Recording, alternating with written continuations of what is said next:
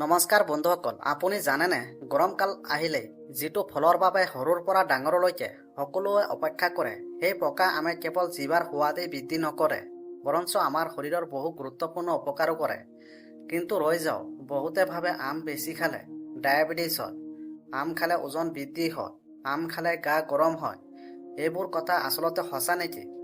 আজিৰ এই ভিডিঅ'টোত আমি জানিম পকা আম খালে আমাৰ শৰীৰত আচলতে কি হয়, পকা আম খালে আমাৰ শৰীৰত কি কি উপকাৰ হয়, পকা আম খালে ৰোগ প্ৰতিৰোধ ক্ষমতা কেনেকৈ বৃদ্ধি পায়, পকা আম খালে চকুৰ দৃষ্টিশক্তিৰ ওপৰত কি প্ৰভাৱ পৰে, পকা আম খালে হজম শক্তি কেনেকৈ বৃদ্ধি হয়, পকা আমে শৰীৰত ভিটামিন এ আৰু চি কেনেকৈ বৃদ্ধি কৰে, পকা আমে হৃদযন্ত্ৰ সুস্থ ৰখাত কেনেকৈ সহায় কৰে, পকা আম খালে ত্বক আৰু চুলিৰ বাবে কি লাভ হয়, পকা আম খালে শৰীৰত শক্তি বৃদ্ধি হয় নেকি, পকা আম অধিক পৰিমাণে খালে কি কি অপকাৰ হ'ব পাৰে, পকা আম অধিক পৰিমাণে খালে শৰীৰত কি কি অপকাৰ হ'ব পাৰে, গৰম কালত পকা আম খোৱাটো শৰীৰৰ বাবে কিয় উপকাৰী। এই সকলোবোৰ প্ৰশ্নৰ উত্তৰ আজিৰ এই ভিডিঅ'টোত আলোচনা কৰিম। গতিকে ভিডিঅ'টো শেষলৈ চাওক, কাৰণ শেষৰ তথ্যটো হয়তো আপোনাৰ ধাৰণাই সলনি কৰি দিব। তো বলক ভিডিঅ'টো আৰম্ভ কৰোঁ। নাম্বাৰ 1, আপুনি হয়তো লক্ষ্য কৰিছে কিছুমান মানুহ সঘনাই জ্বৰ, চৰ্দি কাহ আদি ৰোগত ভুগি থাকে। ইয়াৰ এটা কাৰণ হ'ল দুৰ্বল ইমিউন ছিষ্টেম। পকা আমত থকা ভিটামিন চি আৰু শৰীৰৰ ৰোগ প্ৰতিৰোধ ক্ষমতা শক্তিশালী কৰাত সহায় কৰে। যেতিয়া ভাইৰাছ বা বেক্টেৰিয়াই শৰীৰত আক্ৰমণ কৰে, তেতিয়া ইমিউন ছিষ্টেমে সেইবোৰৰ বিৰুদ্ধে যুঁজ দিয়ে। ভিটামিন চি যুঁজত এক গুৰুত্বপূৰ্ণ সৈনিকৰ দৰে কাম কৰে। সেইবাবে গৰমকালত নিয়মীয়াকৈ আম খালে শৰীৰ অধিক সুৰক্ষিত থাকে। নাম্বাৰ 3, পকা আম খালে চকুৰ দৃষ্টিশক্তিৰ ওপৰত কি প্ৰভাৱ পৰে। বন্ধুসকল, আজিকালি মোবাইল আৰু কম্পিউটাৰৰ যুগ। ঘণ্টাৰ পিছত ঘণ্টাই স্ক্ৰীন চাই থাকোঁতে বহু লোকৰ চকুৰ সমস্যা বৃদ্ধি পাইছে। পকা আমত থকা ভিটামিনে চকুৰ বাবে অত্যন্ত উপকাৰী। এই ভিটামিনে ৰাতিৰ দেখাৰ ক্ষমতা উন্নত কৰাত সহায় কৰে, চকুৰ শুষ্কতা কমায় আৰু দীৰ্ঘম্যাদীভাৱে চকুৰ স্বাস্থ্য ভাল ৰাখে।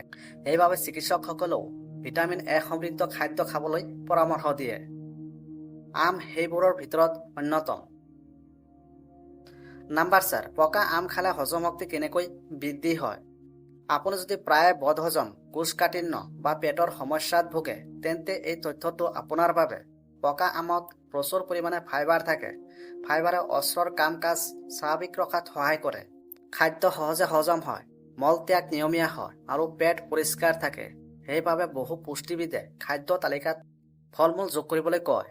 নাম্বাৰ 5, পকা আমে শৰীৰত ভিটামিন এ আৰু চি কেনেকৈ যোগান ধৰে। যে পকা আমক এক প্ৰাকৃতিক ভিটামিনৰ ভাণ্ডাৰ বুলি ক'ব পাৰি। ভিটামিন এ চকুৰ ত্বক আৰু ৰোগ প্ৰতিৰোধ ক্ষমতাৰ বাবে প্ৰয়োজনীয়। ভিটামিন চিয়ে শৰীৰৰ কোষসমূহক সুৰক্ষিত ৰাখে, শৰীৰত কলাজেন উৎপন্নত সহায় কৰে, ত্বক উজ্জ্বল ৰাখে আৰু ক্ষত সোনকালে শুকুৱাত সহায় কৰে। এটা পকা আমে দৈনিক প্ৰয়োজনীয় ভিটামিনৰ এটা ডাঙৰ অংশ যোগান ধৰিব পাৰে। নাম্বাৰ 6, যে পকা আমে হৃদযন্ত্ৰ সুস্থ ৰখাত কেনেকৈ সহায় কৰে। হৃদৰোগ আজিৰ দিনত এটা ডাঙৰ সমস্যা। পকা আমত থকা পটাছিয়াম ৰক্তচাপ নিয়ন্ত্ৰণত সহায় কৰে। ফাইবাৰে বেয়া কোলেষ্ট্ৰল কমাবলৈ সহায় কৰে, ফলত হৃদযন্ত্ৰৰ ওপৰত চাপ কমে আৰু হৃদৰোগৰ আশংকাও কিছু পৰিমাণে হ্ৰাস পাব পাৰে। 7 নম্বৰ, পকা আম খালে ত্বক আৰু চুলিৰ বাবে কি লাভ হয়। বন্ধুসকল, সুন্দৰ ত্বক আৰু স্বাস্থ্যৱান চুলি সকলোৰে বাবে কাম্য। পকা আমত থকা ভিটামিন এ আৰু ভিটামিন চি ত্বকৰ কোষ পুনৰ গঠনত সহায় কৰে। ই ত্বকক উজ্জ্বল আৰু সতেজ কৰি ৰাখে। ভিটামিন চিয়ে কলাজেন উৎপাদন বৃদ্ধি কৰে, যাৰ ফলত ত্বক দীঘলীয়া সময়লৈকে যৌৱনময় দেখা যায়। যে চুলিৰ ক্ষেত্ৰতো আম যথেষ্ট উপকাৰী। ই চুলিৰ গুৰিৰ শক্তিশালী কৰে আৰু চুলি ভাঙি যোৱাটো কমাব পাৰে। 8 নম্বৰ, পকা আম খালে শৰীৰত শক্তি বৃদ্ধি হয় নেকি। হয় বন্ধুসকল, পকা আম শৰীৰৰ বাবে এক উৎকৃষ্ট শক্তিৰ উৎস। ইয়াত থকা প্ৰাকৃতিক চেনি আৰু কাৰ্বহাইড্ৰেট দ্ৰুত শক্তি যোগান ধৰে। সেইবাবে খেলুৱৈ বা অধিক শাৰীৰিক পৰিশ্ৰম কৰা লোকসকলে ফল-মূল খাবলৈ পছন্দ কৰে। গৰমৰ দিনত আম খালে ক্লান্তি কিছু পৰিমাণে কম অনুভৱ হ'ব পাৰে। নাম্বাৰ 9, পকা আম অধিক পৰিমাণে খালে কি কি অপকাৰ হ'ব পাৰে। এতিয়ালৈকে আমি উপকাৰিতাৰ কথা জানিলোঁ, কিন্তু যিকোনো বস্তুৰ দৰে আমো অত্যাধিক পৰিমাণে খালে কিছু সমস্যা হ'ব পাৰে। নাম্বাৰ 1, ওজন বৃদ্ধি। পকা আমত প্ৰাকৃতিক চেনি যথেষ্ট থাকে। অতিৰিক্ত খালে কেলৰিৰ পৰিমাণ বৃদ্ধি পায়, ফলত সময়ৰ লগে লগে ওজন বৃদ্ধি হ'ব পাৰে। নাম্বাৰ 2, ৰক্তত চেনিৰ পৰিমাণ বৃদ্ধি হয়। ডায়েবেটিছ থকা লোকসকলে চিকিৎসকৰ পৰামৰ্শ অনুসৰি সীমিত পৰিমাণে আম খাব লাগে, কাৰণ বেছি খালে ব্লাড চুগাৰ বৃদ্ধি পাব পাৰে। নাম্বাৰ 3, পেটৰ সমস্যা। পকা আমে পেটৰ সমস্যা কেনেকৈ নিয়ন্ত্ৰণ কৰে? অত্যাধিক পকা আম খালে কিছুমান লোকৰ পেট ফুলি যোৱা, গেছ বা ডায়েৰিয়াৰ দৰে সমস্যা হ'ব পাৰে। 4 নম্বৰ, এলাৰ্জি। বিৰল ক্ষেত্ৰত কিছুমান মানুহৰ আম খোৱাৰ পিছত এলাৰ্জি হ'ব পাৰে, যেনে চুলি, খজুৱতি বা ত্বকত ৰেছ। নাম্বাৰ 5, শৰীৰত অধিক তাপ অনুভৱ হয়। যে পকা আম বেছি খালে শৰীৰত অধিক তাপ অনুভৱ হয়। বহুতে বিশ্বাস কৰে যে অত্যাধিক আম খালে গা গৰম হয়। যদিও এই বিষয়ে বৈজ্ঞানিক তথ্য সীমিত, তথাপি অত্যাধিক খোৱাৰ ফলত কিছুমান লোকৰ অস্বস্তি হ'ব পাৰে।